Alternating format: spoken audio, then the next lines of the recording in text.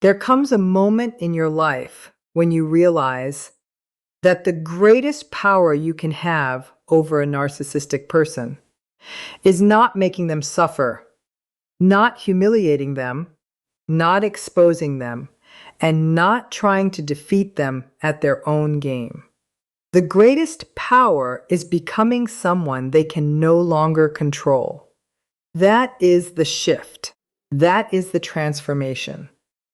And if you have ever been caught in a relationship where someone constantly provokes you, criticizes you, invalidates you, changes the rules, denies what happened, or somehow manages to make every conversation become your fault, then you already understand how exhausting this dynamic can be.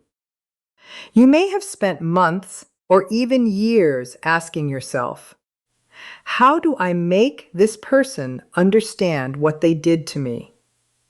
How do I make them realize what they lost? How do I make them regret treating me this way? But eventually, you have to ask a different question. Instead of asking, how can I make them change? Ask, how can I stop allowing their behavior to change me? That question takes your power back. When we use the word narcissist in everyday conversation, it is important to distinguish between narcissistic traits and a clinical diagnosis. Not everyone who is selfish, arrogant, manipulative, insensitive, or emotionally immature has narcissistic personality disorder. A diagnosis requires a professional assessment. But regardless of labels, certain unhealthy interpersonal patterns can be deeply damaging. A person may repeatedly seek control, demand admiration, avoid accountability, exploit emotional vulnerabilities, or become intensely reactive when their expectations are challenged. Understanding those patterns is not about becoming obsessed with diagnosing somebody. It is about becoming educated enough to recognize what is happening so you can make healthier choices. And this is where the title of this message becomes meaningful. You can make a narcissist fear doing this, but understand what that really means. We are not talking about making someone physically afraid of you. We are not talking about threats, revenge, intimidation, or psychological games. We are talking about something much deeper. You can become so grounded, so emotionally regulated, so boundaried, so independent, and so unwilling to participate in destructive cycles that manipulative behavior no longer produces the outcome it once produced. And when a pattern stops working, the person who depended on that pattern may become frustrated, confused, or increasingly desperate to restore the old dynamic. That is not because you have become cruel. It is because you have become unavailable for dysfunction. Think about what happens when someone learns that pressing a certain button gets a certain reaction from you. If they criticize you and you immediately defend yourself, they learn that criticism gives them access to your attention. If they accuse you and you spend an hour proving your innocence, they learn that accusations can keep you engaged. If they withdraw affection and you chase them, they learn that withdrawal gives them power. If they provoke jealousy and you react emotionally, they learn that jealousy gives them influence. If they threaten to leave and you beg them to stay, they learn that the threat of abandonment can control you. The pattern becomes reinforced. This doesn't necessarily mean every action is consciously calculated. Human beings can repeat behaviors because those behaviors have worked before. But once you understand reinforcement and interpersonal patterns, you begin to see why changing your response can change the dynamic. The first transformation begins when you stop reacting emotionally to provocation. This sounds simple until you actually experience it. Imagine someone says something deliberately insulting. Your heart races. Your mind immediately begins constructing a defense. You want to explain yourself. You want them to know they are wrong. You want them to understand that they hurt you. You want justice in the conversation. You want the final word. And suddenly, you are no longer responding to what happened. You are responding to the emotional storm created by what happened. This is where emotional regulation becomes powerful. Emotional regulation does not mean becoming emotionless. It does not mean pretending you don't care. It does not mean allowing people to disrespect you. It means creating enough space between the trigger and your response that you remain capable of choosing what happens next. You can feel anger without acting from anger. You can feel hurt without begging for validation. You can feel fear without surrendering your boundaries. You can feel sadness without contacting someone who repeatedly harms you. You can feel the urge to explain yourself without actually explaining yourself for the 10th time. There is enormous strength in the pause. When someone pushes your emotional buttons and you immediately respond, they have entered your nervous system and started directing your behavior. But when you pause, breathe, step away, think, and decide what response actually serves your well-being, you reclaim that authority. Sometimes the most powerful response is a sentence. Sometimes it is silence. Sometimes it is ending the conversation. Sometimes it is leaving the room. Sometimes it is documenting what happened and refusing to argue about it. Sometimes it is simply saying, I am not continuing this conversation while we are speaking to each other this way. Notice the difference. You are not trying to win. You are protecting yourself. And that distinction can change your entire life. You do not have to attend every argument you are invited to. You do not have to defend yourself against every accusation. You do not have to correct every distortion. You do not have to respond to every message immediately. You do not have to explain your boundaries until the other person agrees with them. You do not have to convince someone that your feelings are legitimate before you are allowed to feel them.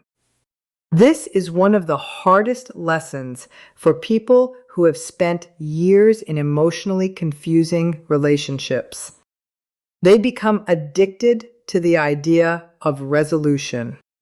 They believe that if they can just find the right words, everything will finally make sense. Maybe I didn't explain it clearly enough. Maybe if I show them the evidence. Maybe if I tell them how much pain I am in.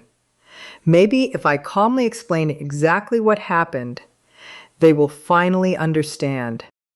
But sometimes the problem is not that you have failed to communicate. Sometimes the other person is unwilling or unable to engage in the kind of accountability you are seeking. And that is painful because the human heart wants closure. It wants the person who caused the wound to acknowledge the wound. It wants an apology. It wants accountability. It wants the sentence, "I was wrong. I hurt you. I understand what I did." But your healing cannot depend entirely on hearing those words from the person who hurt you. Sometimes closure is not a conversation. Sometimes closure is a decision.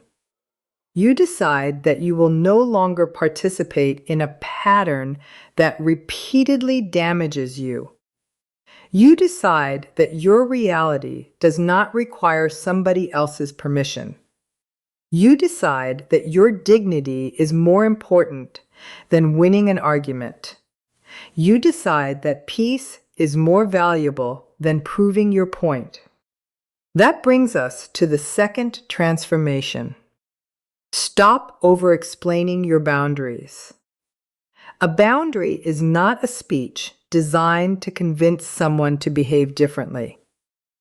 A boundary is a statement about what you will do to protect yourself. There is a profound difference between saying, "You need to stop speaking to me disrespectfully because I have already explained why this hurts me, and I need you to understand that I deserve respect," and saying, "If the conversation becomes disrespectful, I will end the conversation and we can speak another time." The first statement is asking the other person to agree with your reasoning. The second statement establishes your action. Boundaries become powerful when they are behavioral. You cannot control another person's choices. You can control your participation. You can decide what conversations you will have. You can decide what information you share. You can decide where you spend your time. You can decide whether you answer a message. You can decide whether you remain in a conversation. You can decide whether you accept an apology without changed behavior. You can decide whether you continue a relationship. This is where many people become confused. They think setting a boundary means telling someone what they are forbidden to do, but other people are free to make choices. A healthier boundary says, "If this happens, this is what I will do." If someone insults you, you do not need to make them promise never to insult you again. You can say, "I will end the conversation if insults begin." And then, crucially, you follow through. Consistency teaches you something important. You can trust yourself. That may sound small, but it is enormous. If you have been in a relationship where your boundaries were repeatedly ignored, you may eventually stop trusting your own judgment. You may tell yourself, "Maybe I am too sensitive. Maybe I am expecting too much. Maybe everyone behaves this way. Maybe I should give them another chance. Maybe this time will be different." And there is nothing wrong with giving people opportunities to repair genuine mistakes. Healthy relationships require forgiveness, flexibility, and imperfection. But forgiveness without accountability can become a revolving door. A healthy relationship does not require perfection. It requires responsibility. Everyone can make a mistake. The important question is what happens after the mistake? Does the person acknowledge it? Do they show concern for its impact? Do they attempt repair? Do they change their behavior? Or do they turn the situation around, blame you, minimize what happened, accuse you of causing it, and repeat the same pattern. Patterns matter more than promises. Words matter, but behavior tells the deeper story.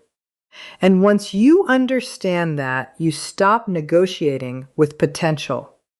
You start evaluating reality. The third transformation is becoming comfortable with another person's disapproval.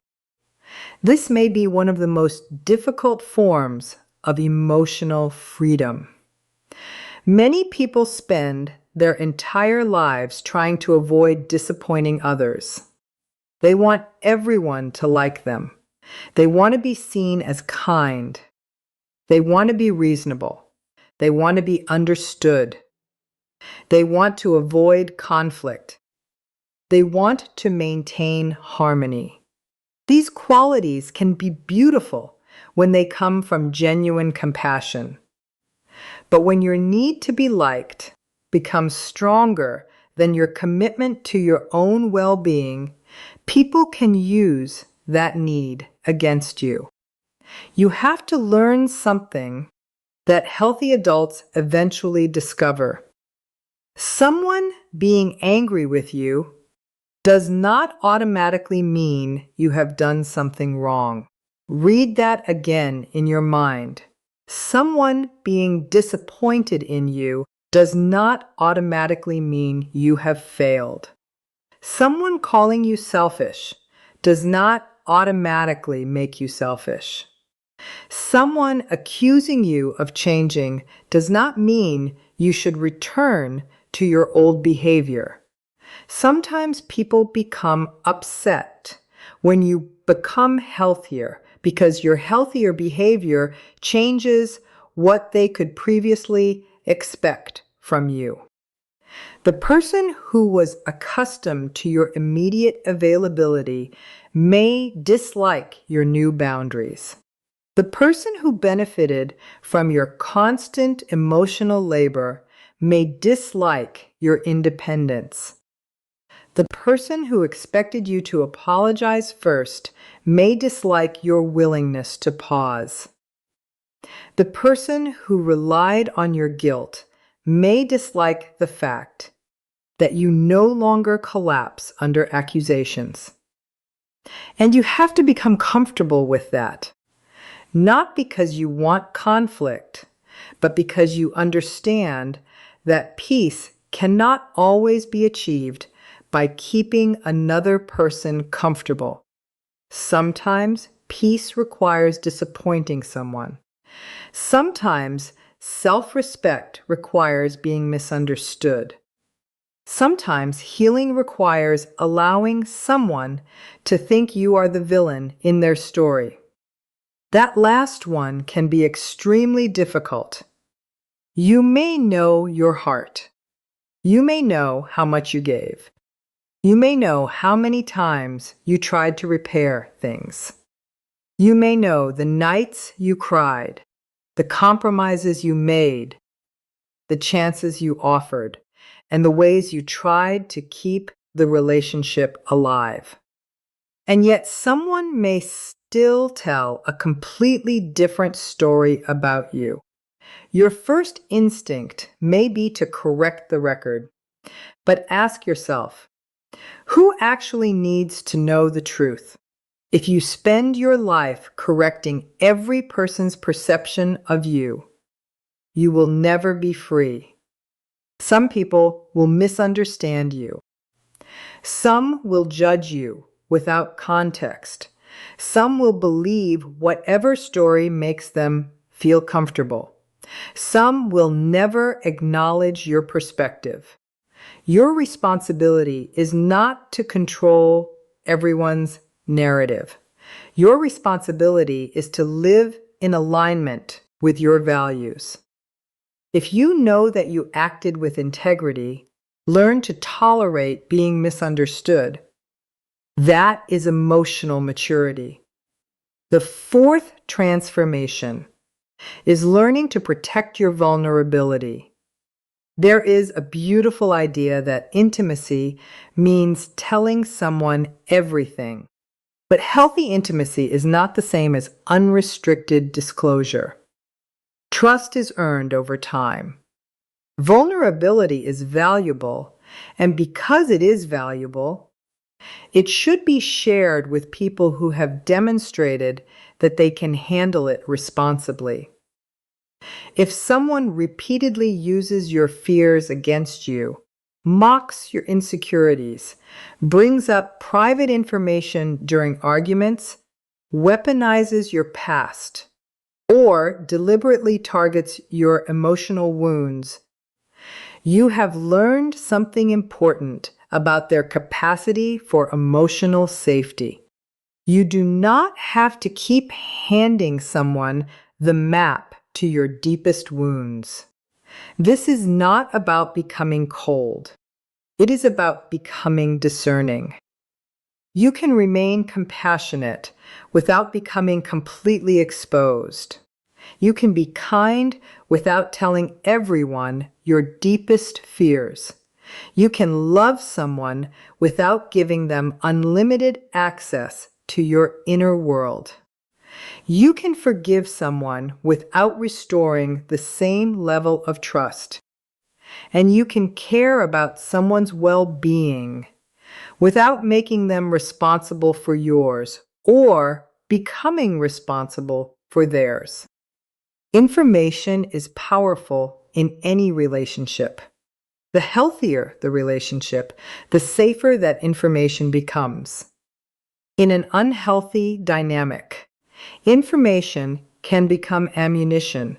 That is why one of the most empowering changes you can make is learning what belongs in your private world.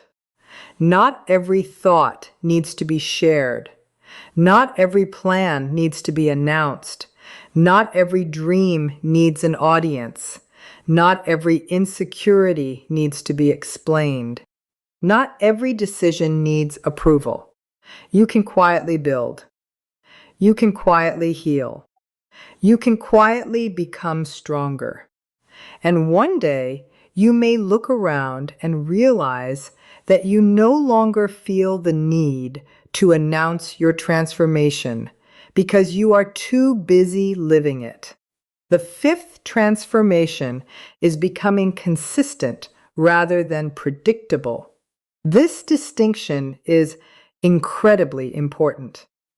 Predictability means someone knows exactly how to manipulate your emotional response. They know that if they disappear, you will chase them. They know that if they accuse you, you will defend yourself. They know that if they become angry, you will apologize.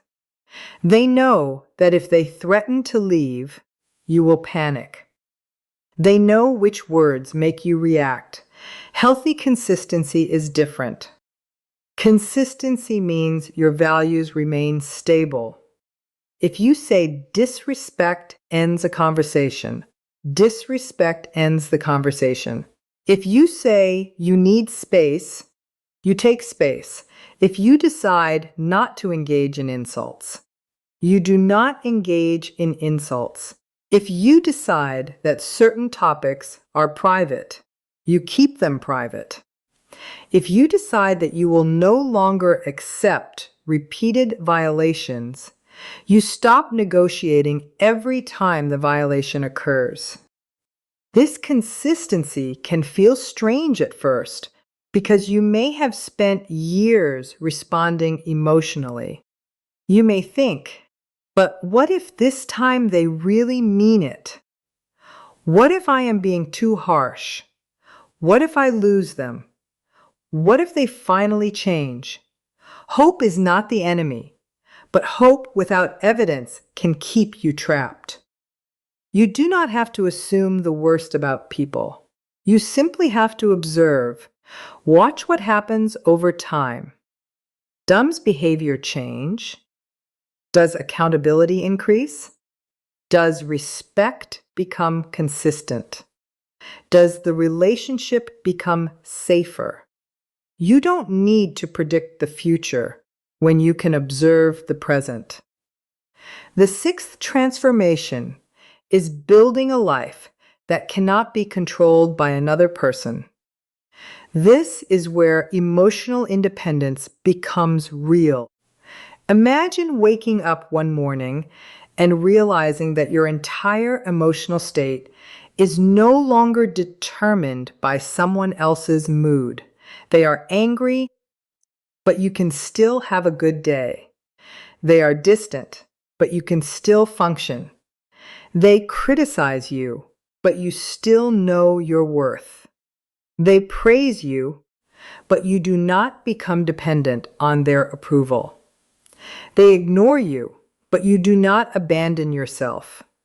They return, but you do not automatically reopen the door. That is freedom. And freedom is not created by making someone else powerless. Freedom is created by becoming less dependent on their behavior. Build friendships, build skills, build financial knowledge, build routines, build interests. Build physical spaces where you feel safe. Build emotional support. Build professional connections. Build spiritual or philosophical practices that help you maintain perspective. Build a life that contains meaning outside one relationship. Because when your entire identity is invested in one person, their behavior can feel like a verdict on your existence. When your life becomes bigger, their behavior becomes one piece of information rather than the center of your universe. This is why isolation can be so dangerous in unhealthy relationships. When you lose your outside perspective, the relationship becomes your reality. You start measuring yourself through the other person's reactions. Their approval becomes oxygen. Their rejection becomes suffocation. Rebuilding your life restores perspective. Maybe you reconnect with an old friend. Maybe you return to a hobby. Maybe you start exercising. Maybe you study something you always wanted to learn. Maybe you focus on your career. Maybe you create something. Maybe you travel. Maybe you simply begin taking yourself out for coffee without needing anyone else to accompany you.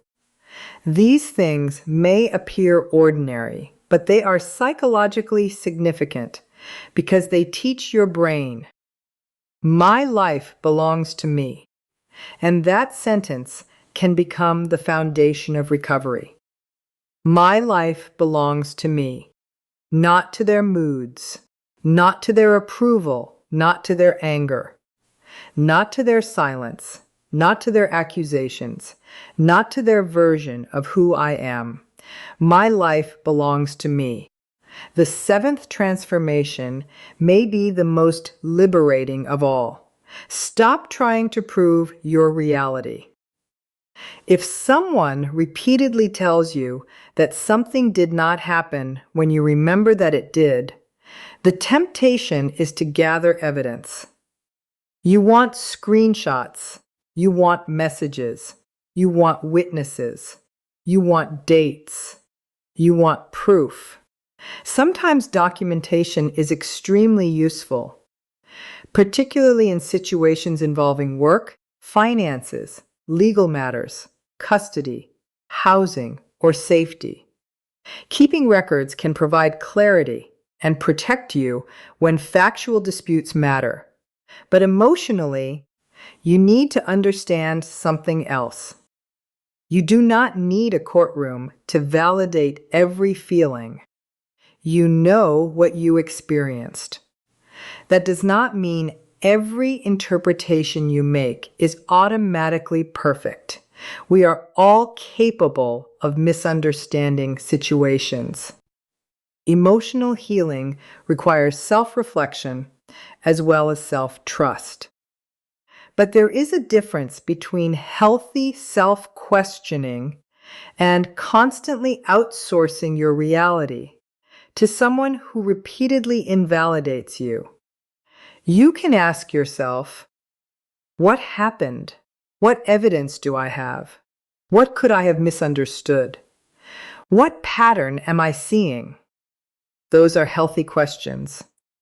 But eventually, you must also ask, regardless of whether this person agrees with me, what do I need to do to protect my well-being?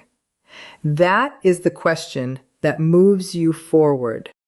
Because sometimes you will never receive the confession you want. Sometimes the person will never say, yes, I manipulated you. Sometimes they will never admit that they were jealous. Sometimes they will never acknowledge that they treated you unfairly. Sometimes they will tell people you were the problem. And if your healing depends on their confession, they continue to control your healing. Take that power back. You can say, I know enough about what happened to make a decision. You don't need every unanswered question answered. You don't need every contradiction resolved. You don't need every accusation disproven.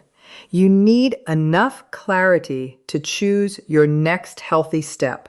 This is why emotional regulation, boundaries, self-respect, privacy, consistency, independence, and self-trust are so powerful together. They form a system of psychological protection. But there is another important lesson here.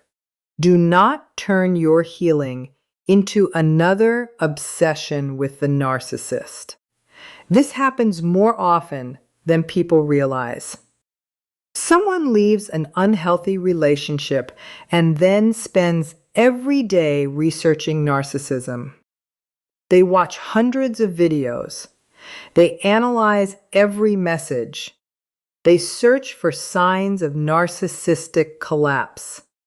They wonder what the narcissist is thinking. They wonder whether the narcissist misses them. They wonder whether the narcissist is suffering. They wonder whether the narcissist will return. At first, education can be healing. Understanding patterns can give language to experiences that once felt confusing, but eventually, education has to become liberation. If you spend all day studying the person who hurt you, they may still occupy the center of your life, even after they are physically gone. Healing eventually requires a shift from what are they thinking to what am I building? From do they regret losing me to do I regret abandoning myself? From will they come back to would I let the same pattern back into my life? From are they suffering to am I healing? From will they ever understand to do I understand myself now? That is the evolution. You begin by studying their behavior. You end by understanding your own boundaries. And there is something deeply powerful about no longer needing to know what is happening inside another person's mind. You don't need to know whether they are angry. You don't need to know whether they are jealous. You don't need to know whether they miss you. You don't need to know whether they are watching your social media. You don't need to know whether they are telling people about you. You don't need to know whether they regret losing you. Your future does not require access to their thoughts. Your future requires access to your own values. And this is where the idea of making a narcissist fear needs to be reframed. What might they fear when you stop reacting. They may fear losing access to the emotional reaction they once received. They may fear losing influence. They may fear that you are no longer dependent on their approval. They may fear that you will enforce consequences. They may fear that you will see through familiar patterns. But don't make their fear your goal. Make your freedom your goal. Because if your goal is to make them afraid, you are still emotionally connected to their reaction. If your goal is to become free, their reaction becomes irrelevant. That is the difference between revenge and recovery. Revenge says, I need you to suffer so I can feel better. Recovery says, I no longer need your suffering to validate my healing. Revenge says, I want you to regret losing me. Recovery says, I am grateful I stopped losing myself. Revenge says, I want you to see my worth. Recovery says, I know my worth whether you see it or not. Revenge says, I want the last word. Recovery says, I want the last word to be unnecessary. And perhaps that is the deepest lesson of all. You don't win by becoming better at manipulation. You win by refusing to become manipulative. You don't win by becoming colder. You win by becoming wiser. You don't win by destroying someone. You win by rebuilding yourself. You don't win by making them regret what they did. You win by making sure what they did does not determine who you become. Think about the person you were before this relationship or before this experience. Maybe you were confident. Maybe you trusted people easily. Maybe you laughed more. Maybe you had dreams that became buried beneath survival. Maybe you became hyper-aware of someone's mood. Maybe you learned to read facial expressions because you never knew what version of them you were going to encounter. Maybe you started walking on eggshells. Maybe you stopped expressing opinions because every disagreement became an argument. If that happened, healing is not simply about leaving the relationship.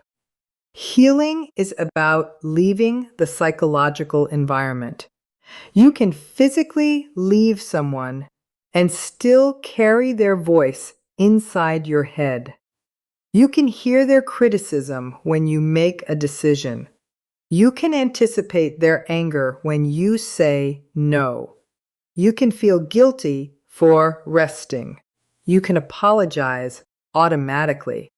You can question yourself before anyone even questions you. That is why recovery takes time. Your nervous system learned patterns. Your mind learned expectations. Your body learned vigilance. Your emotions learned to anticipate consequences. So be patient with yourself. When you begin setting boundaries, you may feel guilty. That does not necessarily mean the boundary is wrong. Sometimes guilt is simply the emotional residue of doing something unfamiliar. You may have been conditioned to associate saying no with danger, rejection, conflict, or abandonment. So, when you say no and feel uncomfortable, do not immediately conclude that you have done something wrong. Pause. Ask yourself, did I violate my values? Or did I simply disappoint someone? Those are not the same thing. If you acted dishonestly, cruelly, or irresponsibly, take accountability.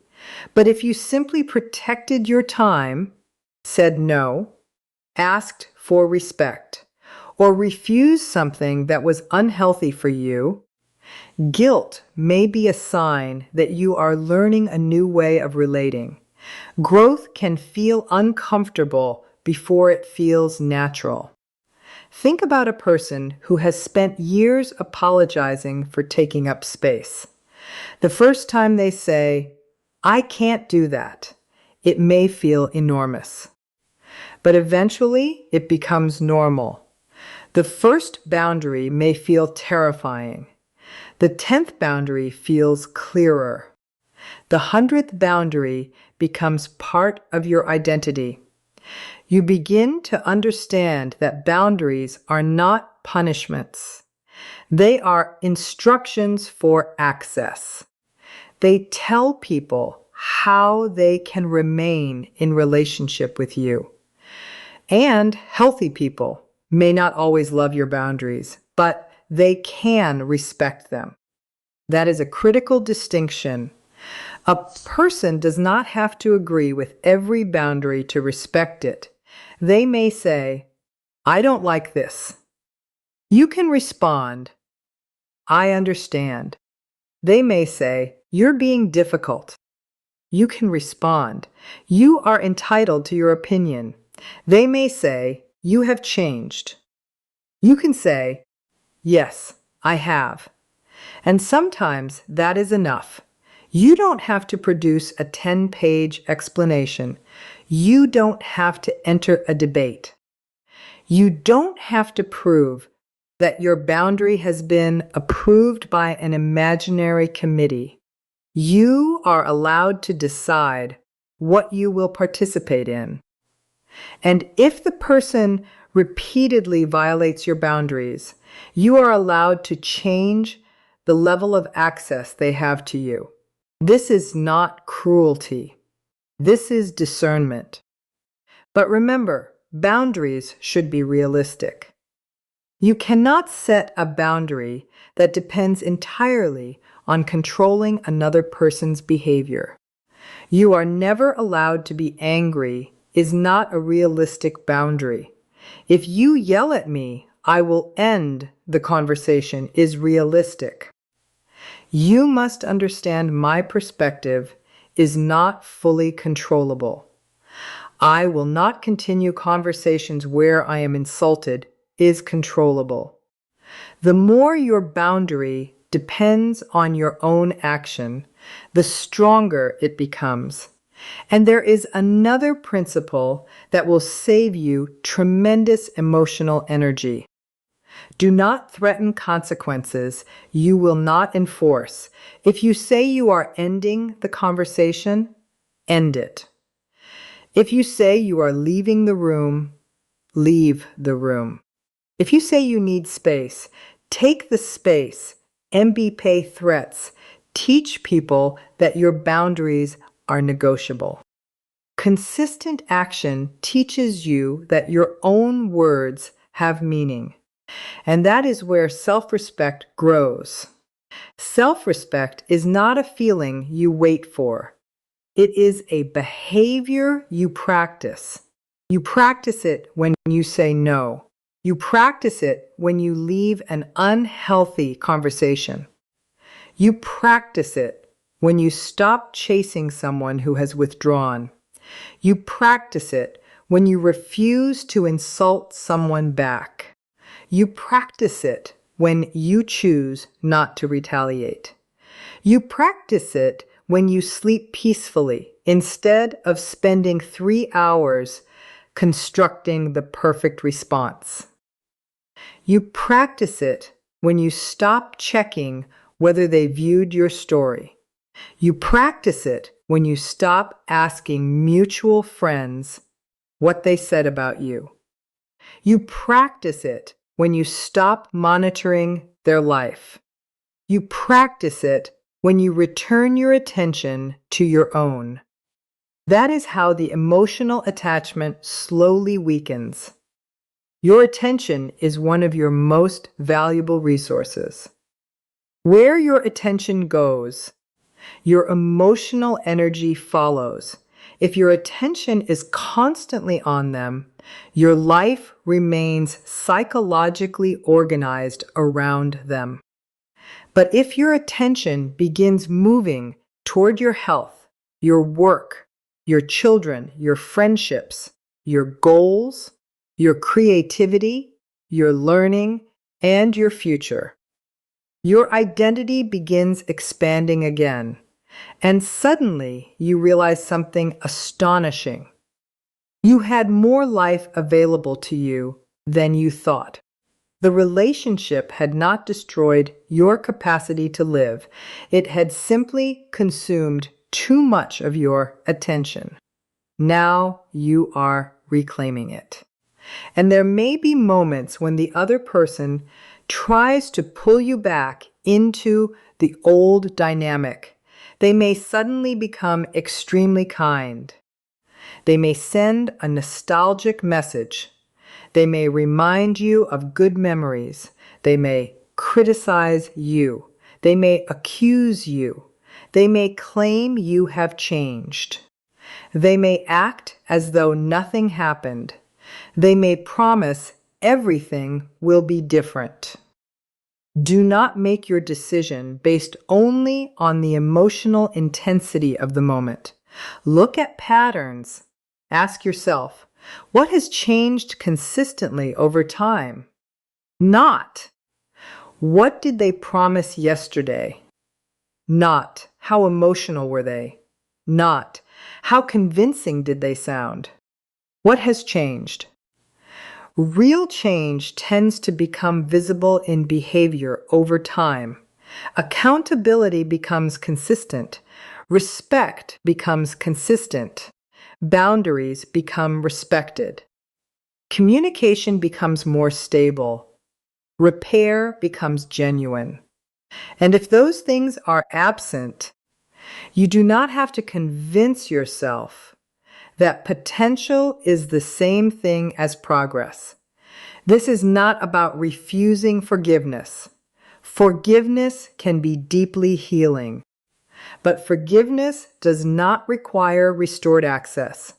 You can forgive someone and still keep distance. You can wish someone well and still say no. You can understand why someone behaves a certain way without accepting the behavior. Understanding is not permission. Empathy is not self-abandonment. Compassion does not require unlimited access. You can have a soft heart and strong boundaries at the same time. In fact, that may be one of the healthiest forms of strength. A strong person is not someone who never feels hurt. A strong person is someone who can feel hurt without allowing the hurt to dictate destructive choices. You can cry and still leave. You can miss someone and still maintain distance. You can love someone and recognize that the relationship is unhealthy. You can wish things had been different while accepting what they actually are. That is maturity. And if you are currently in a situation where there is intimidation, stalking, threats, financial control, physical violence, or any immediate safety concern, this message is not telling you to confront the person or deliberately provoke them. Safety comes first. Seek appropriate professional, legal, or local support and make decisions that reduce risk. The goal of boundaries is protection, not escalation, because real strength does not need to announce itself. It does not need dramatic speeches. It does not need revenge posts. It does not need indirect messages. It does not need public humiliation. Sometimes strength looks incredibly ordinary. It looks like putting your phone down. It looks like going for a walk. It looks like making dinner. It looks like calling a trusted friend. It looks like going to work. It looks like sleeping without checking their profile. It looks like deleting the draft message you almost sent. It looks like refusing to argue at midnight. It looks like saying, I will respond tomorrow. It looks like keeping your promise to yourself. And every time you keep that promise, you become stronger. One day you will notice that something has changed. The message arrives, and your heart does not race. The criticism comes, and you do not immediately defend yourself. The silence happens, and you do not chase. The accusation comes, and you don't feel compelled to write an essay. The guilt appears, and you can sit with it. The temptation to go back appears, and you remember why you left. That is not because you stopped having emotions. It is because your emotions stopped driving the car. You are driving now, and perhaps the person who once seemed capable of controlling your entire emotional world becomes simply another person whose choices belong to them. Their behavior is theirs. Your response is yours. Their opinion is theirs. Your identity is yours. Their anger is theirs. Your peace is yours. Their story is theirs. Your life is yours. And when you understand that distinction deeply, you stop waiting for permission to move forward. You stop needing the narcissistic person to recognize your transformation. You stop needing them to admit that you were valuable. You stop needing them to regret losing you. You stop needing them to understand your pain. You begin recognizing something much more important. You were valuable before they recognized it, and you remain valuable whether they recognize it or not. Your worth was never created by their approval, and therefore it cannot be destroyed by their rejection. If someone made you feel small, that does not mean you became small.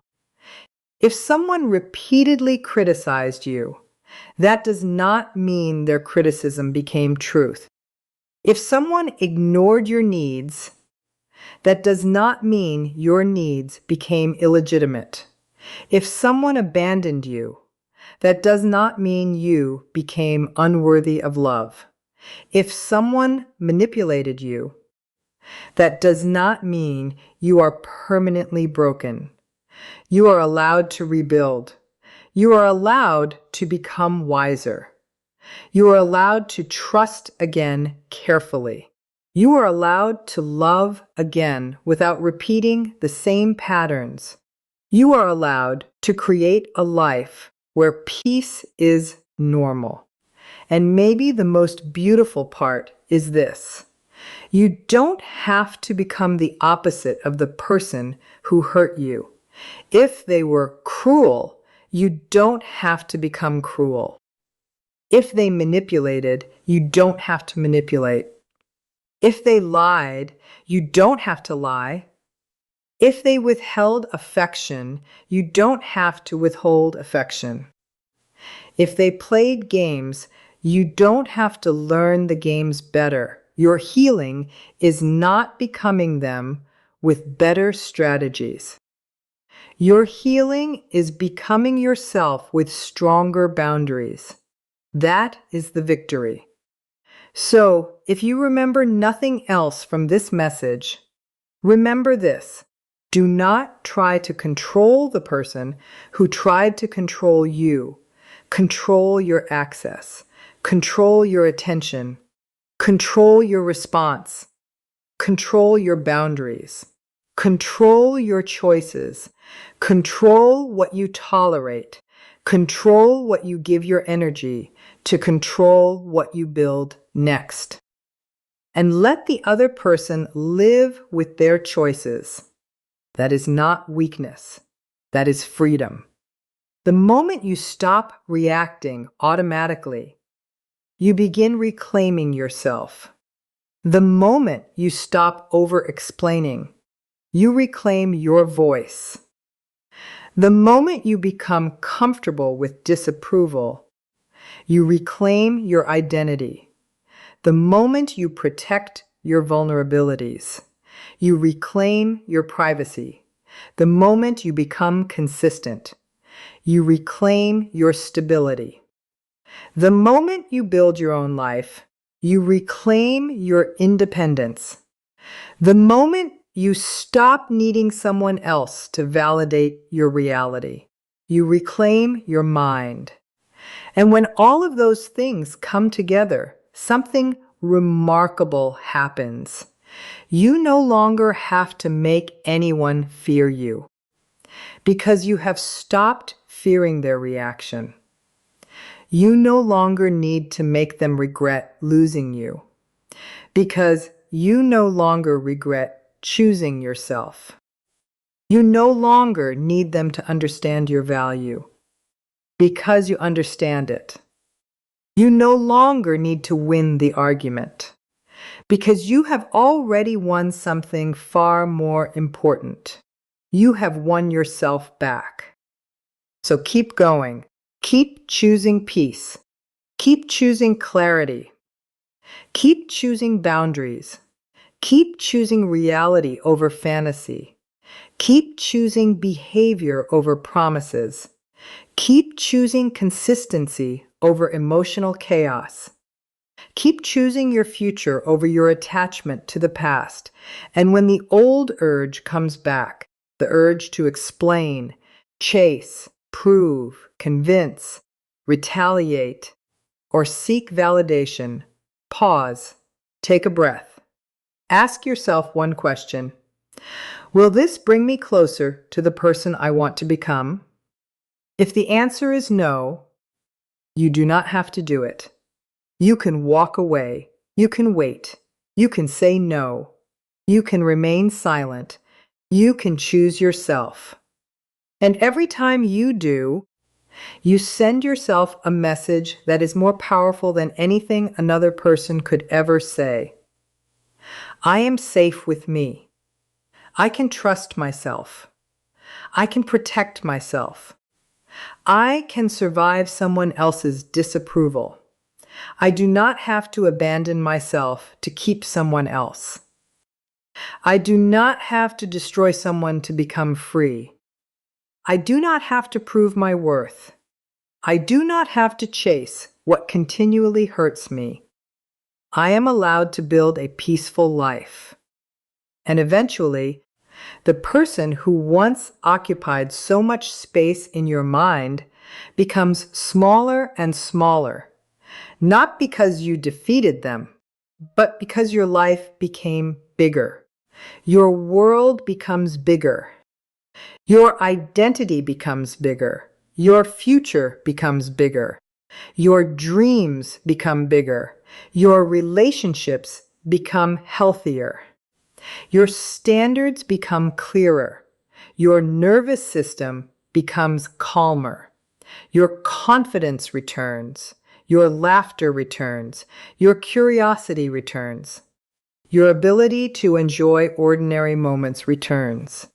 And one day, you may look back and realize that the greatest consequence of walking away from dysfunction was not that the other person lost access to you. It was that you regained access to yourself. That is what they cannot control. They cannot control the person you become after you learn the lesson. They cannot control the boundaries you build. They cannot control the dreams you pursue. They cannot control the peace you protect. They cannot control the life you create. And they cannot control what you decide your experience will mean. Maybe this chapter taught you to recognize manipulation. Maybe it taught you to stop confusing chemistry with compatibility. Maybe it taught you that love without respect is not enough.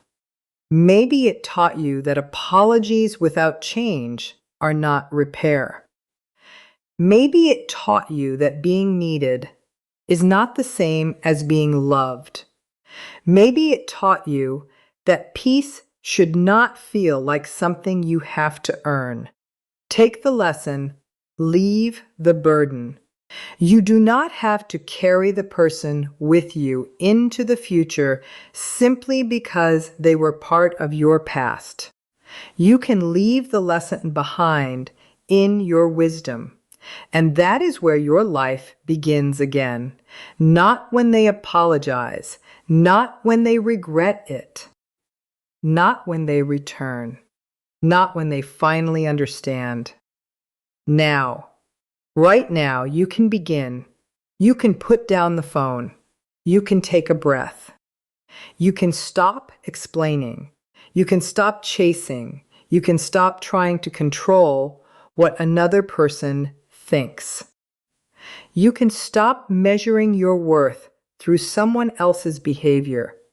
You can start rebuilding one decision at a time, one boundary at a time, one peaceful morning at a time, one healthy relationship at a time, one promise to yourself at a time. And if you stumble, you are not back at the beginning. You are learning.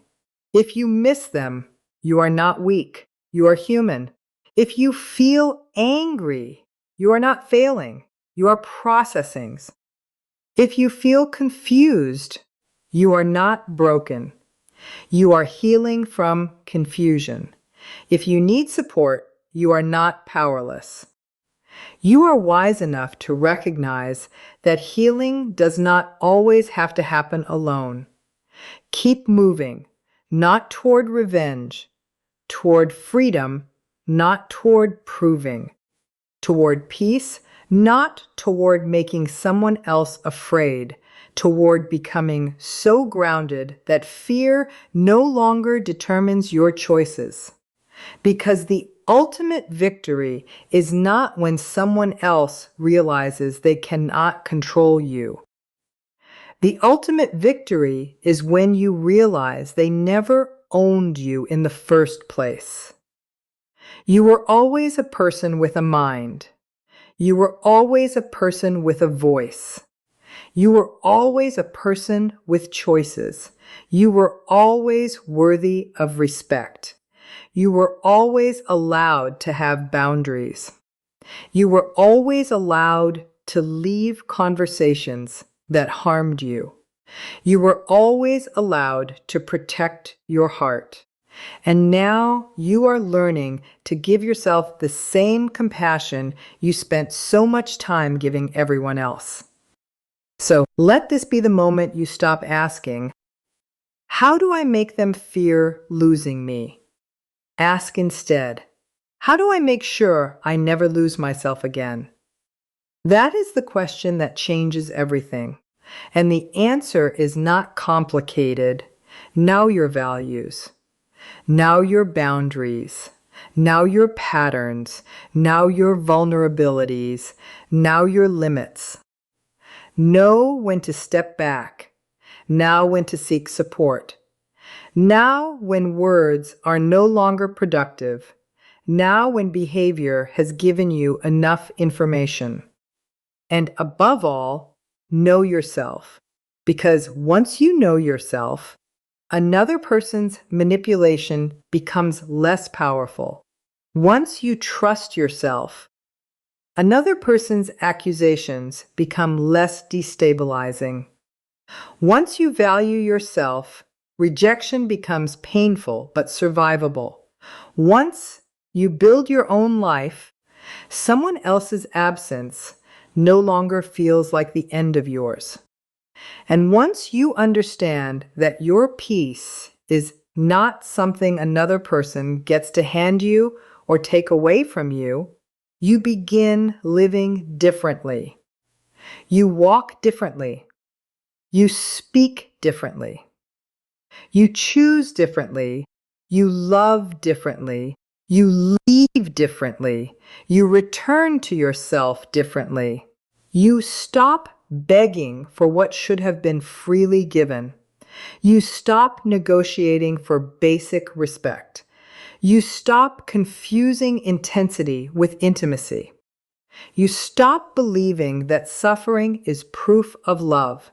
You stop thinking that your job is to rescue another adult from themselves. And you begin understanding that your responsibility is not to fix another person's personality. Your responsibility is to take care of the life you have been given. That is your work. That is your freedom. That is your next chapter. And maybe today you are still hurting. Maybe you are still tempted to look backward. Maybe you are still waiting for a message. Maybe you are still hoping for an apology.